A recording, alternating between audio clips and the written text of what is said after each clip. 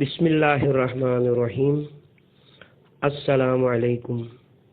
آج مورخہ 30 اپریل سن 2019 ہم جو کتاب ریکارڈ کرنے جا رہے ہیں اس کا نام ہے پیغمبر اکرم صلی اللہ علیہ وآلہ وسلم۔ پیغمبر اکرم حضرت محمد صلی اللہ علیہ وآلہ وسلم کی سیاسی اور مجاہدانہ زندگی، رہبر معظم انقلاب اسلامی حضرت آیت اللہ سید علی خامنائی کے بیانات اور تقاریر کی روشنی میں ماخوذ از 250 سالہ انسان، مترجم سید کوثر عباس موسوی صاحب، پروف ریڈنگ و تصحیح سید عقیل حیدر زیدی صاحب، بکوشش مدیریت زائرین غیر ایرانی آستانِ قدس رضوی۔ کتاب کے کل صفحات ہیں 80، اور یہ کتاب آپ کی خدمت میں کاشانہ بصیرت آڈیو بک سیکشن کی جانب سے پیش کی جا رہی ہے۔ مزید کتابوں کی ریکارڈنگ حاصل کرنے کے لیے آپ ہمارے اس نمبر پر رابطہ قائم کر سکتے ہیں 0346 2767 655، یا ہماری ویب سائٹ وزٹ کریں www.kashanebasirat.com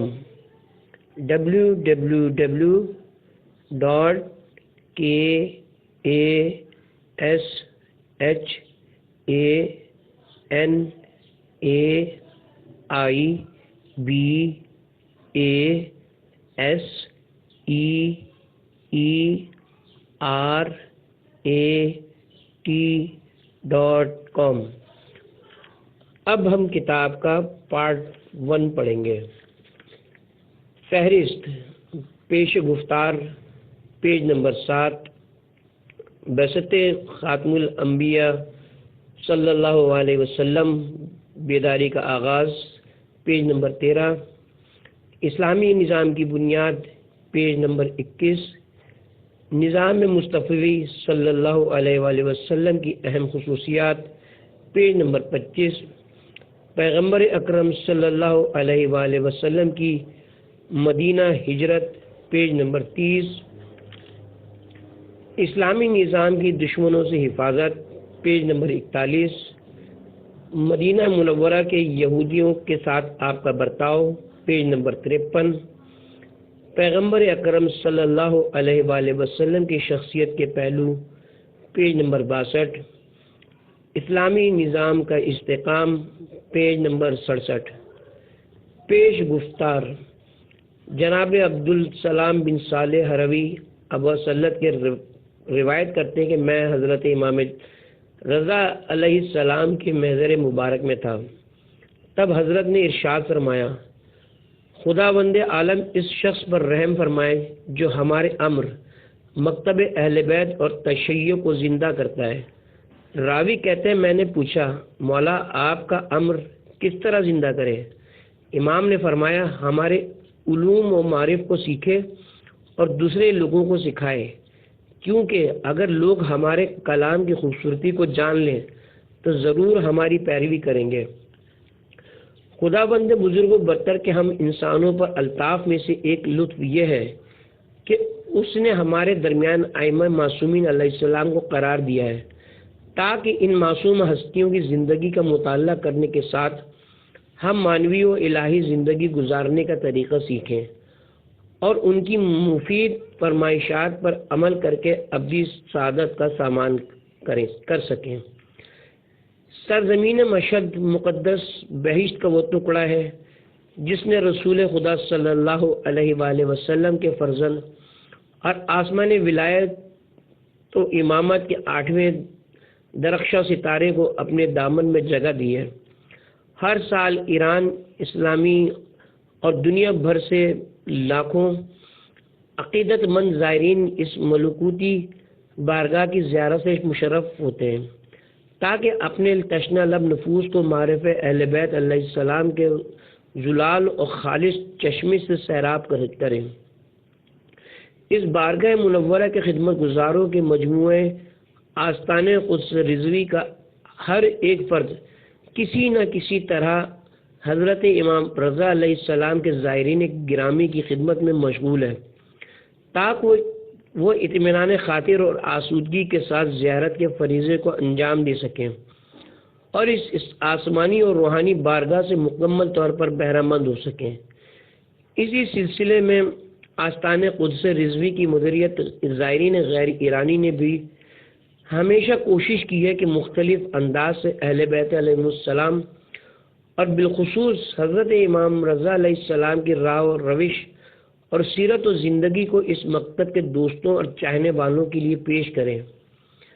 اس مدیریت زائرین غیر ایرانی کے تمام اقدامات انقلاب اسلامی کے رہبر فرزانہ حضرت آیت اللہ سید علی خامنئی کی فرمائشات کو تحقیق بخشنے، آستان قدس رضوی کے محترم متولی کے اوامر کو بجا لانے، آستان قدس رضوی کے 20 سالہ نصب العین کی سند کو تطبیق دینے اور غیر ایرانی زائرین کی بصیرت افزائی اور معنوی رشد اور ارتقاء کی ضرورتوں کے پیش نظر اسلامی فرہنگ و ثقافت اور تمدن کو فروغ دینے کی غرض سے کیے گئے ہیں۔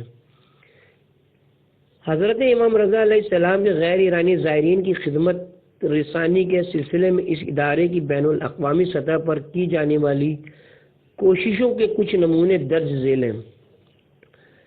مخصوص ثقافتی پروگراموں کا انعقاد، حلقہ معرفت، تحسیسی اجلاس، علمی سیمینارز، تعلیمی کلاسز اور ورکشاپس، علمی و ثقافتی مقابلہ جات، شب شعر، مشرف با اسلام ہونے کے مراسم، مہارت دینے اور ہم فکری کے جلسات، خطوط کے جوابات، دنیا بھر کے گوشے گوشے میں کتابوں اور ثقافتی پروڈکٹس کی ترسیل، شرعی اور اعتقادی سوالات کی جواب دہی، انٹرنیٹ کے ذریعے رضوی ٹاک پر بحث و مذاکرہ اور خالص اسلامی معارف کا دنیا کی مختلف رائج اور زندہ زبانوں میں تالیف و ترجمہ کر شائع کرنا۔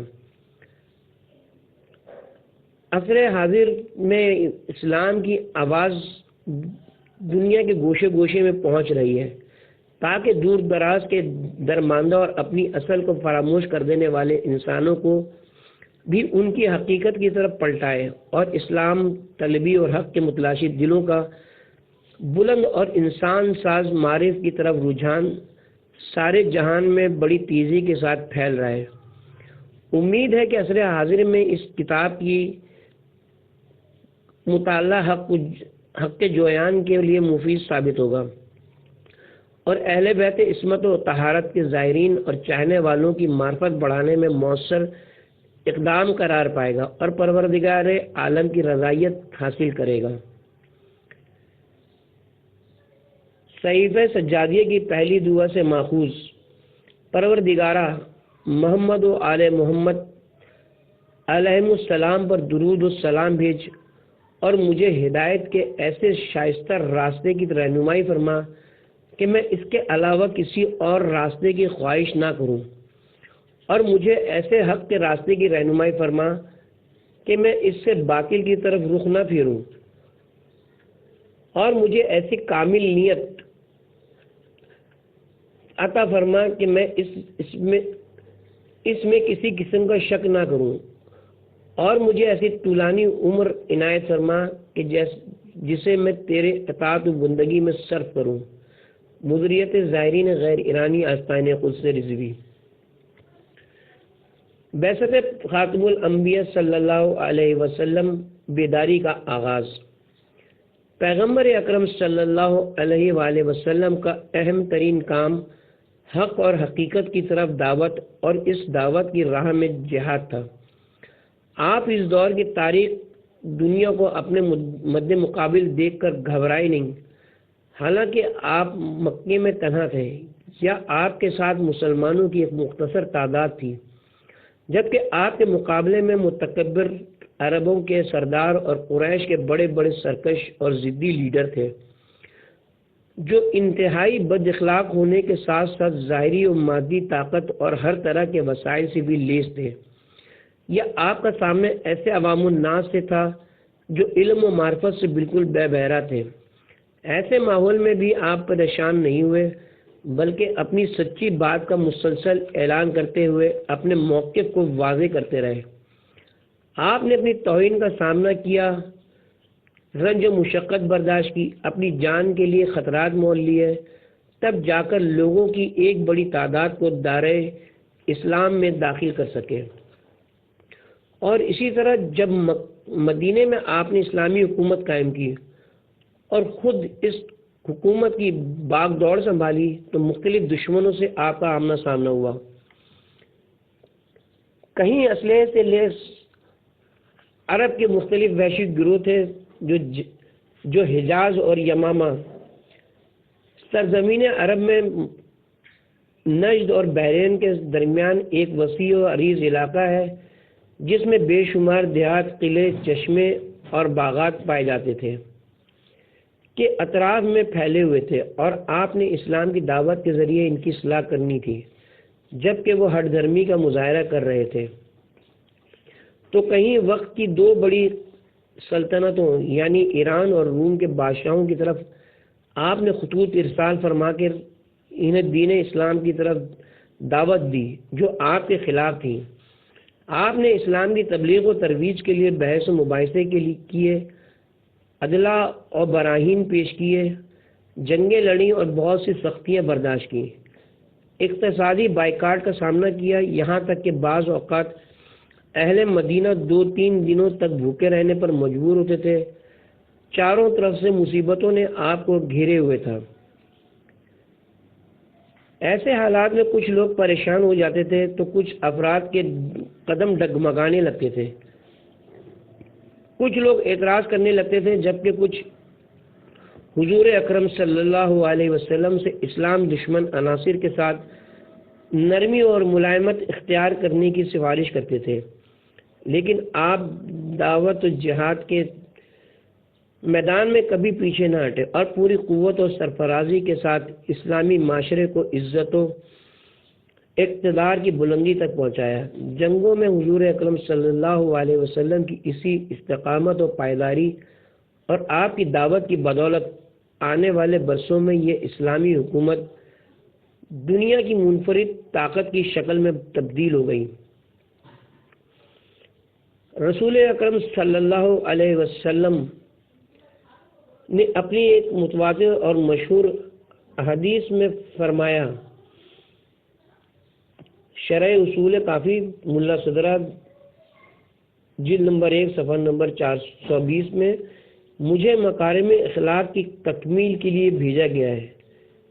بعثت کا بنیادی مقصد اور ہدف ہی یہی تھا کہ اخلاقی عظمتیں اور انسان کی روحانی فضیلتیں دنیا میں عام ہو جائیں اور انسان اپنے کمال کو پہنچے۔ جب تک کوئی شخص ان اخلاقی عظمتوں کا بذات خود مالک نہ ہو، اللہ تعالیٰ اسے ایسی عظیم اور سنگین ذمہ داری نہیں سونپتا ہے۔ لہذا بعثت رسول اکرم صلی اللہ علیہ وسلم کے آغاز ہی میں اللہ تعالیٰ نے آپ سے مخاطب ہو کر فرمایا، یقیناً آپ خلق عظیم کے مالک ہیں۔ سورہ قلم آیت نمبر 4۔ پیغمبر اکرم صلی اللہ علیہ وسلم کو اللہ تعالیٰ کی وحی کے لیے مناسب اور شائستہ بنانے اور سنوارنے کا آغاز بعثت سے پہلے ہی ہوا تھا۔ چنانچہ روایات میں کہ آپ جب اپنی جوانی کے دور میں تجارت کیا کرتے تھے تو اس تجارت سے حاصل ہونے والی تمام آمدنی کو راہ خدا میں بطور صدقہ غریبوں اور ضرورت مندوں میں تقسیم کر دیا کرتے تھے۔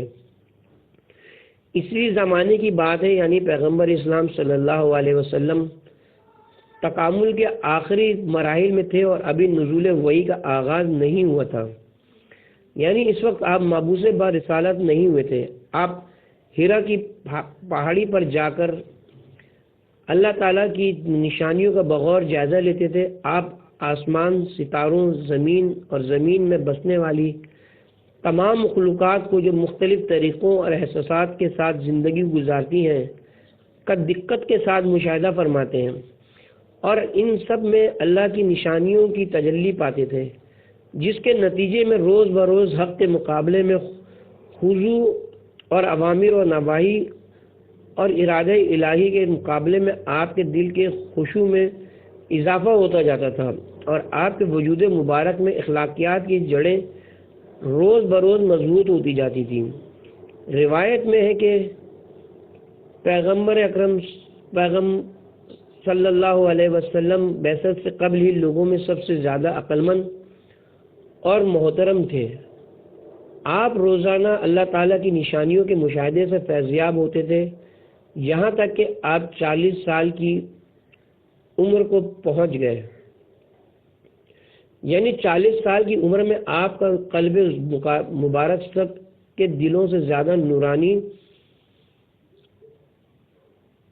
خاشع اور وحی الہی کو قبول کرنے کے لیے سب سے زیادہ شائستہ و سزاوار تھا۔ یعنی آپ اپنی معنویت اور روحانیت کے اعتبار سے کمال کے اس درجے پر پہنچ گئے تو اللہ تعالیٰ نے آپ پر آسمانوں اور عالم غیب کے دروازے کھول دیے اور آپ کی آنکھوں کے سامنے معنوی اور غیبی جہانوں کے دروازوں کو کھول دیا۔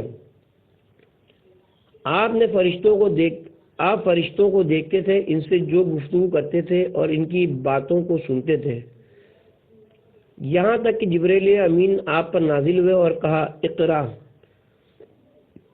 پڑھو سورہ علق آیت نمبر 1۔ یہاں سے آپ پر وحی کا آغاز ہوا۔ اللہ تعالیٰ کی یہ بے مثال مخلوق اور انسان کامل نزول وحی سے پہلے ہی کمال کی اس درجے پر پہنچ چکے تھے۔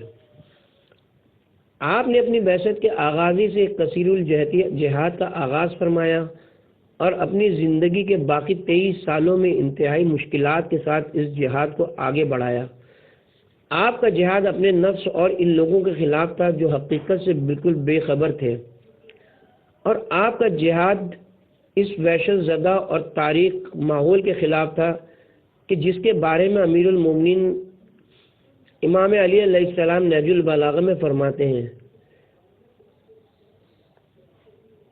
یہ لوگ ایسے فتنوں میں مبتلا تھے جنہوں نے انہیں اپنے پیروں تلے رون دیا تھا اور اپنے محکم سموں سے کچل دیا تھا اور خود اپنے پنجوں کے بل کھڑے ہو گئے تھے۔ نہج البلاغہ خطبہ نمبر 2۔ ہر طرف سے فتنوں نے لوگوں کو دبا کر رکھا تھا۔ دنیا طلبی، شہوت رانی، ظلم اور دست درازی اور دیگر اخلاقی برائیاں انسانوں کے وجود میں رچ بس چکی تھیں۔ طاقتور لوگوں کے ہاتھ بغیر کسی روک ٹوک کے کمزوروں کی طرف اٹھ رہے تھے۔ استحصال اور ظلم و ستم کا یہ ماحول صرف مکہ مکرمہ یا جزیرۃ العرب تک محدود نہ تھا، بلکہ اس دور کی تہذیب و تمدن کے دو بڑے گہوارے یعنی روم اور ایران کا بھی یہی حال تھا۔ آپ تاریخ اٹھا کر دیکھیے کہ پورے عالم بشریت پر ظلم کے بادل چھائے ہوئے تھے۔ لہذا پیغمبر اکرم صلی اللہ علیہ وسلم بعثت کے آغاز یعنی نزول وحی کی ابتدا سے ہی ان بڑی طاقتوں کے خلاف ناقابل تصور حد تک مسلسل جد و جہد کرتے رہے۔ دوسری طرف وحی الہی بھی مسلسل ایک ایسے چشمے کی مانند جو کسی ہموار زمین پر جاری ہو آپ کے قلب مبارک پر نازل ہو رہی تھی اور آپ کو توانائی فراہم کر رہی تھی۔ چنانچہ آپ بھی اس دنیا میں ایک عظیم انقلاب برپا کرنے کے لیے اپنی تمام تر صلاحیتوں کو بروئے کار لائے اور اس میں کامیاب بھی ہوئے۔ امت مسلمہ کے جسم کے ابتدائی خلیوں کی بنیاد خود حضور اکرم صلی اللہ علیہ وسلم نے مکی دور کے ان مشکل ایام میں اپنے مضبوط دست مبارک سے رکھی تھی۔ اس عمارت کے وہ مضبوط اور مستحکم ستون کہ جن پر اس عظیم الشان عمارت کو قائم ہونا تھا، آپ کی دعوت پر سب سے پہلے ایمان لانے والے وہ مومنین تھے جن کے اندر اتنی عقل، بہادری اور نورانیت پائی جاتی تھی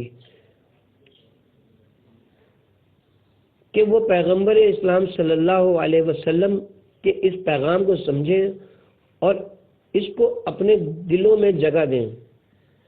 پس خدا جسے ہدایت دینا چاہتا ہے اس کے سینے کو اسلام کے لیے کشادہ کر دیتا ہے۔ سورہ انعام آیت نمبر 125۔ پیغمبر اسلام صلی اللہ علیہ وسلم کے قدرت مند ہاتھوں سے ان الہی معارف اور الہی احکامات اور تعلیمات کی طرف لوگوں کے دل مائل ہوئے اور ان کے دلوں کے دروازے اور ذہنوں کے دریچے کھل گئے، اور وقت گزرنے کے ساتھ یہ ارادے مضبوط اور مستحکم ہوتے چلے گئے۔ مکی دور میں مومنین کی اس قلیل تعداد جس میں روز بروز اضافہ ہو رہا تھا نے جن مشکلات اور تکالیف کا سامنا کیا ہم ان کا تصور بھی نہیں کر سکتے۔ ایک ایسے ماحول میں جہاں کے تمام امتیازات اور خصوصیات جاہلانہ رسم و رواج پر مشتمل تھیں، جہاں بے جات تعصبات، کینہ و حسد، بے جا غیرت مندی، اندھی دشمنیاں، سنگ دلیاں، بدبختیاں، ظلم و جور، شہوانی خواہشات اور دیگر برائیوں نے لوگوں کی زندگی کو جکڑ رکھا تھا۔ پھر یکایک اس خاردار اور پتھریلی زمین میں ایسے سرسبز اور پھلدار پودے اگنے لگے کہ جس کے بارے میں حضرت امیر المومنین علیہ السلام فرماتے ہیں، جنگلی درختوں کی لکڑی سخت اور آگ شعلہ دار ہوتی ہے۔ نہج البلاغہ خطبہ نمبر 45۔ کوئی بڑے سے بڑا طوفان بھی ان نونہال ننھے پودوں اور ان درختوں کو جو اس پتھریلی زمین پر اپنی جڑیں مضبوطی سے گاڑ کر رشد کر چکا تھا نہیں ہلا سکا۔ اسی طرح 13 سال گزر گئے، پھر انہیں مضبوط اور توانا ستونوں پر اسلامی، مدنی اور نبوی معاشرے کی بنیاد رکھی گئی۔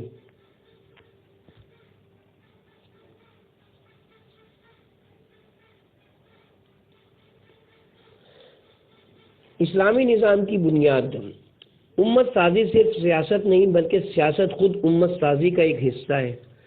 امت سازی جیسا اہم کام ایک ایک فرد کی تعلیم و تربیت سے عبارت ہے۔ وہ خدا جس نے مکے والوں میں ایک رسول بھیجا جو انہی میں سے تھا، وہ ان پر آیات کی تلاوت کرتا تھا، ان کے نفوس کو پاکیزہ بناتا تھا اور انہیں کتاب و حکمت کی تعلیم دیتا تھا۔ سورہ جمعہ آیت نمبر 2۔ یعنی پیغمبر اسلام صلی اللہ علیہ وسلم ایک ایک آدمی کی تربیت کرتے تھے اور ہر ایک کے ذہن و عقل کو علم و دانش کی تلقین فرماتے تھے۔ حکمت ایک درجہ بالا تر ہے۔ ایسا نہیں تھا کہ آپ لوگوں کو صرف احکام اور قوانین سکھاتے تھے، بلکہ آپ انہیں حکمت بھی سکھاتے تھے اور دنیا کے حقائق کے بارے میں ان کی آنکھوں کو کھولتے تھے۔ پیغمبر اسلام صلی اللہ علیہ وسلم 10 سال تک اس طریقہ کار پر عمل کرتے رہے۔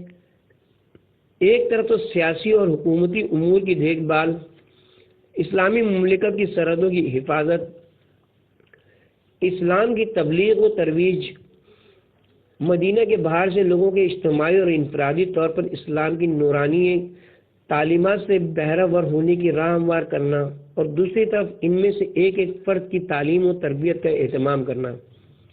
ان تمام کاموں کو ایک دوسرے سے الگ نہیں کیا جا سکتا۔ کچھ لوگ اسلام کو ایک انفرادی مسئلہ قرار دیتے ہوئے اسلام کو سیاست سے الگ سمجھتے ہیں، جبکہ نبی اکرم صلی اللہ علیہ وسلم نے ہجرت کے آغاز میں یعنی مکے کی دشوار ترین زندگی سے چھٹکارا پاتے ہی جو پہلا کام انجام دیا وہ سیاست ہی تھا۔ ایک اسلامی معاشرے کا وجود، اسلامی نظام حکومت کا قیام، افواج اسلامی کا قیام اور دنیا کے بڑے بڑے سیاستدانوں اور حکمرانوں کے نام خطوط لکھنا اس دور کے عظیم سیاسی اموری تھے۔ یہ کیسے ممکن ہے کہ سیاست کو اسلام سے الگ کیا جائے؟ یہ کیوں کر ممکن ہے کہ سیاست کو اسلام کے نظام ہدایت کے علاوہ کسی اور نظام کے حوالے کیا جائے؟ سورہ حجر آیت نمبر 91۔ جن لوگوں نے قرآن کو ٹکڑے ٹکڑے کر دیا ہے، یعنی قرآن کی عبادی تعلیمات پر ایمان رکھتے ہیں لیکن اس کی سیاسی تعلیمات پر ایمان نہیں رکھتے، قرآن کی بعض آیتوں پر تو ایمان لے آئے اور بعض کو قبول نہ کرے۔ تحفۃ العقول صفحہ نمبر 458۔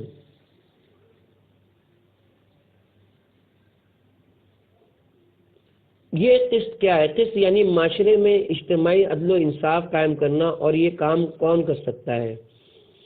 عدل و انصاف پر مبنی معاشرے کا قیام ایک سیاسی عمل ہے جو کہ اس ملک کے حکمرانوں اور مسؤولین کا کام ہے، اور یہی انبیاء علیہ السلام کا ہدف بھی تھا۔ نہ صرف ہمارے نبی مکرم صلی اللہ علیہ وسلم بلکہ حضرت عیسیٰ علیہ السلام، حضرت موسیٰ علیہ السلام، حضرت ابراہیم علیہ السلام اور دیگر انبیاء کا مقصد اور ہدف سیاست اور اسلامی نظام کا قیام رہا ہے۔ مدینہ کے 10 سالہ دور حکومت میں حضور اکرم صلی اللہ علیہ وسلم کی سیرت پوری تاریخ انسانیت کا درخشاں ترین دور ہے، اور یہ کوئی مبالغہ آرائی نہیں ہے۔ لہذا ضروری ہے کہ تاریخ بشریت کے اس مختصر مگر متحرک اور حیران کن حد تک مؤثر دور کو سمجھا جائے۔ مدنی زندگی کا یہ 10 سالہ دور آپ کی 23 سالہ مدت رسالت کا دوسرا حصہ ہے، جبکہ 13 سالہ مکی دور آپ کے دوران رسالت کا پہلا حصہ یا اس دوسرے حصے کے لیے تمہید کی حیثیت رکھتا تھا۔ حضور اکرم صلی اللہ علیہ وسلم کی مدنی زندگی کا 10 سالہ دور جو اسلامی نظام حکومت قائم کرنے نیز ہر زمانے اور ہر جگہ بسنے والے انسانوں کے سامنے اسلامی حاکمیت کا ایک رول ماڈل پیش کرنے کا دور ہے۔ یہ ایک ایسا کامل نمونہ اور رول ماڈل ہے کہ اس کی دنیا میں کہیں کوئی نظیر نہیں ملتی، لیکن اس کامل نمونے کو دیکھ کر کچھ خصوصیات کی پہچان حاصل کی جا سکتی ہے، اور وہ خصوصیات انسانوں اور مسلمانوں کے لیے نشان راہ کی حیثیت رکھتی ہیں، اور انہی خصوصیات کو دیکھ کر کسی بھی نظام اور انسان کے بارے میں فیصلہ کیا جا سکتا ہے۔ پیغمبر اسلام صلی اللہ علیہ وسلم کی ہجرت کا مقصد اس فاسد اور ظالمانہ نظام کے خلاف نبرد آزما ہونا تھا جو اس دور کے سیاسی، اقتصادی اور اجتماعی میدانوں میں مستحکم تھا۔ آپ کا مقصد صرف کفار مکہ سے نمٹنا ہی نہیں تھا، بلکہ یہ ایک عالمی مسئلہ تھا۔ آپ کی ہمیشہ یہ کوشش ہوتی تھی کہ جہاں کہیں بھی زمین ہموار نظر آئے وہاں اس پر امید کے ساتھ اسلامی عقیدے کا بیج بوتے تھے کہ وقت آنے پر یہ بیج ایک سرسبز پودے کی شکل اختیار کر لے گا۔ آپ کا ہدف یہ تھا کہ آزادی، بیداری اور انسانی خوش بختی کا یہ پیغام ہر شخص تک پہنچ جائے، اور ظاہر ہے کہ یہ کام ایک رول ماڈل نظام کو وجود میں لائے بغیر ممکن نہ تھا۔ لہذا آپ مدینہ تشریف لائے تاکہ ایک رول ماڈل نظام وجود میں لا سکیں، اور یہ کہ اس نظام کو کب تک چلایا جا سکتا ہے یا بعد میں آنے والے لوگ کس حد تک خود کو اس نظام سے وابستہ رکھ سکتے ہیں، وہ انہی پر منحصر تھا۔ نبی مکرم صلی اللہ علیہ وسلم کا کام تو ایک مثال قائم کرنا اور اسے تمام انسانوں اور تاریخ کے سامنے پیش کرنا تھا۔